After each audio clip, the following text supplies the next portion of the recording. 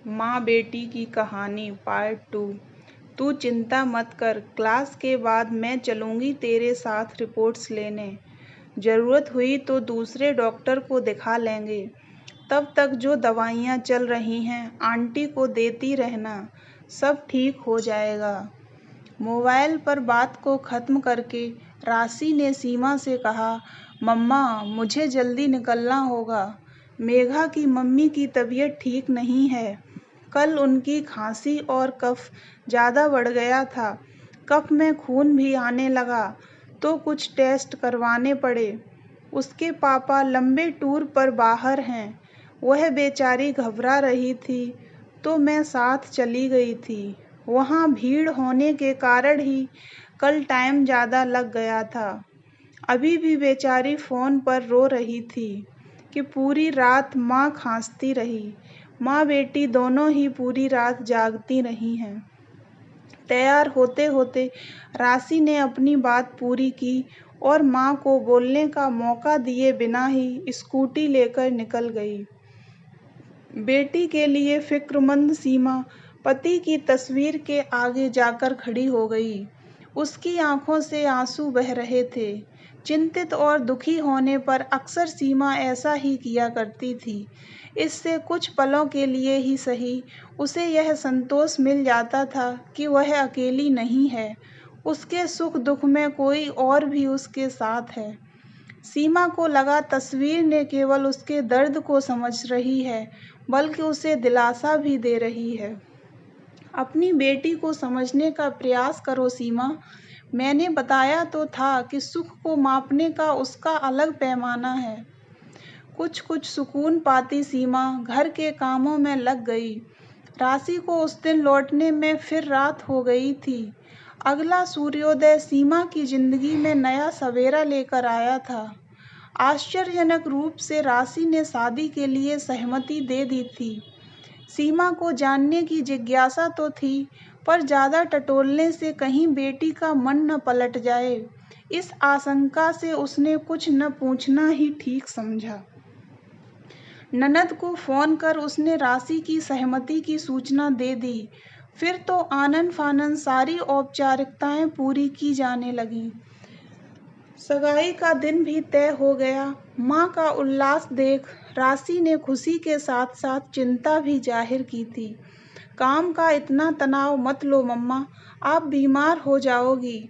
आप कहो तो मेरी शॉपिंग का काम मैं मेघा के साथ जाकर निपटा लूँ। नेकी और पूछ सीमा ने सहर्ष अनुमति दे दी थी। तय हुआ कि मेघा को घर बुला लिया जाएगा और सीमा के टेंट वाले के यहाँ से लौटते ही दोनों सहेलियाँ शॉपिंग के लिए निकल जाएंगी।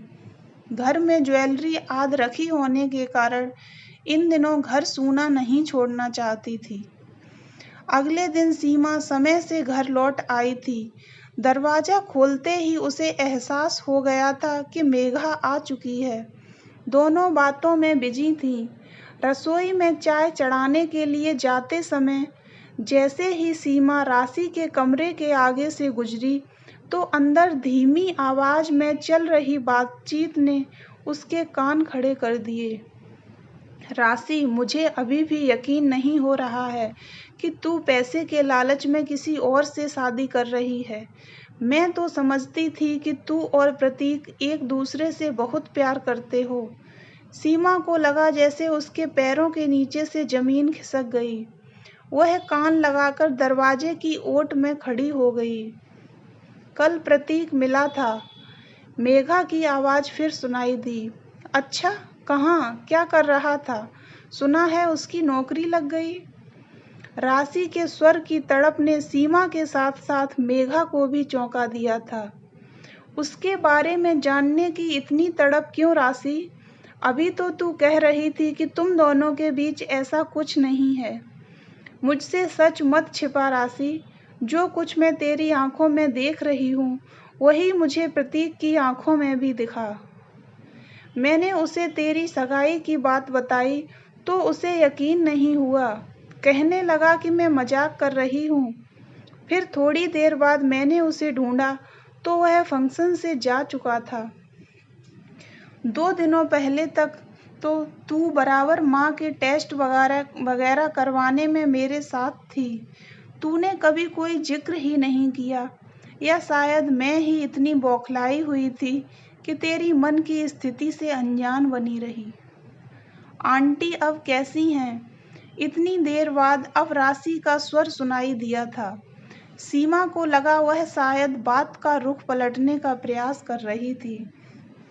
माँ की तबीयत में काफ़ी सुधार है। मुझे सुकून है कि मैं समय रहते उनका अच्छे से इलाज करवा सकी। तुम्हारे साथ रहने से मुझे मानसिक संबल मिला, वरना उनकी बिगड़ी हालत देखकर एक बारगी तो मैं उम्मीद ही छोड़ बैठी थी। उन दिनों मुझे न खाने का होश था न सोने का, बस एक ही बात 24 घंटे सिर पर सवार रहती थी, किसी तरह माँ जी ठीक हो जाएं।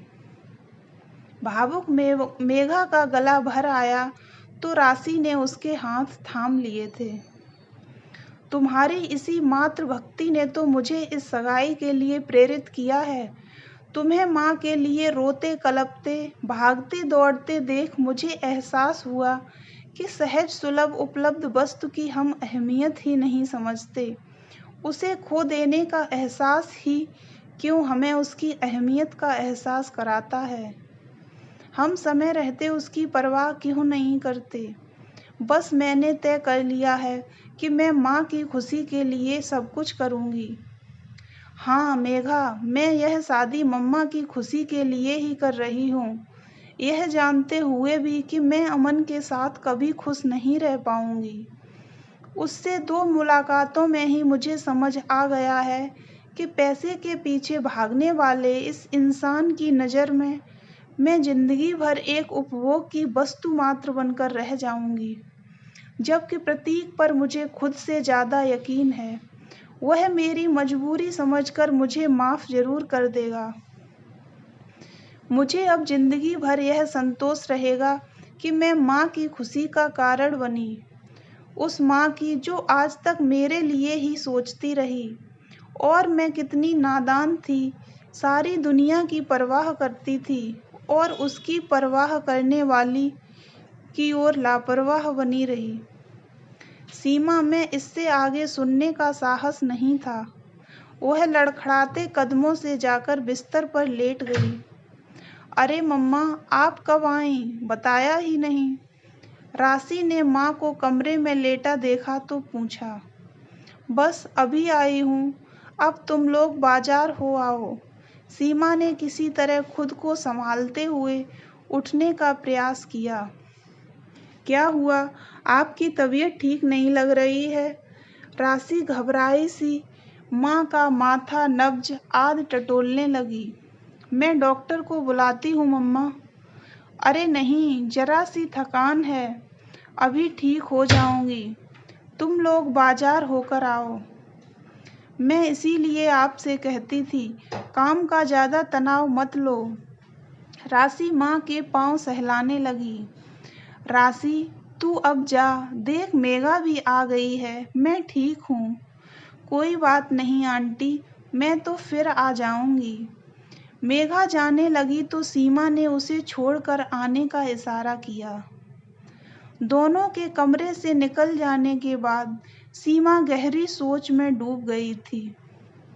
एक पल को भी इससे मेरा दर्द सहन नहीं हो रहा और मैं इसे जिंदगी भर का दर्द देने वाली थी। राशि को जानते समझते हुए भी मैंने कैसे सोच लिया कि पैसा इस लड़की को खुश रख पाएगा। यदि राशि अमन के साथ नाखुश रहेगी तो मैं कैसे खुश रह पाऊंगी। राशि की शादी अब वहीं होगी जहां वह सुखी रहे। एक दृढ़ निश्चय के साथ उठकर सीमा पति की तस्वीर के सामने खड़ी हो गई। उसे लगा तस्वीर अचानक मुस्कुराने लगी है, मानो कह रही है, आखिर बेटी ने तुम्हारे सुख का पैमाना बदल ही दिया। तो दोस्तों, अगर आपको ये कहानी अच्छी लगी हो तो वीडियो को लाइक करें और ऐसी ही अन्य कहानियों के लिए हमारे चैनल को सब्सक्राइब करें।